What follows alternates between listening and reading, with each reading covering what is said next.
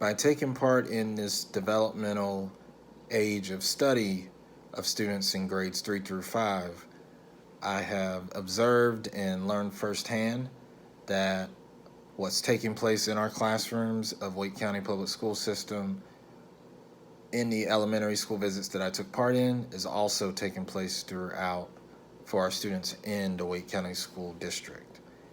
This process has been helpful in my practice and learning and seeing where students' cognitive levels of development, their physical development, moral development, peer relations, as well as language and literacy development, engaging where our students are learning through their behavior in class, when they're engaged in group activities, when they're allowed to express themselves socially, and also take part in leadership roles in the classroom.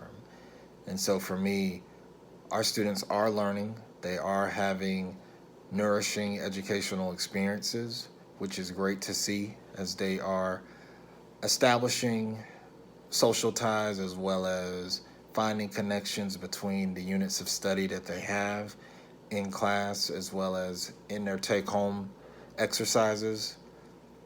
And thus, the learning is happening for our students in grades 3 through 5. Additionally, I've noticed from the observations that I took part in within the classrooms for grades 3, 4, and 5 that our students are able to showcase their learning through their published works, the work they do on assessments, and published works in regards to written assignments, as well as teamwork with their peers. And so this process has been one that's been very helpful to see for me in learning as an aspiring instructional leader, where our students are able to showcase their knowledge, synthesize what they're learning, and families also being engaged in this process of what starts here in Wake County Public School System, seeing it through their youth's eyes. In terms of resources that our students and families have, it is great to see an array of the resources that are in place, from Read to Achieve, from supplemental resources for intervention, strategies. This has been rewarding to see. Whether the interventions consist of iExcel or any access materials, these are resources that our families are able to benefit from and utilize, as well as taking part in parent nights. And so the resources are here in Wake County School District.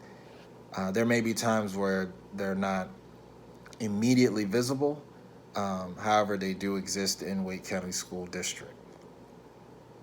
And lastly, throughout this process and studying and learning about students in grades 3 through 5 and their educational experiences, the observations that I saw through the classroom visits as well as in the hallways aligned with the research that I read and been privy to review.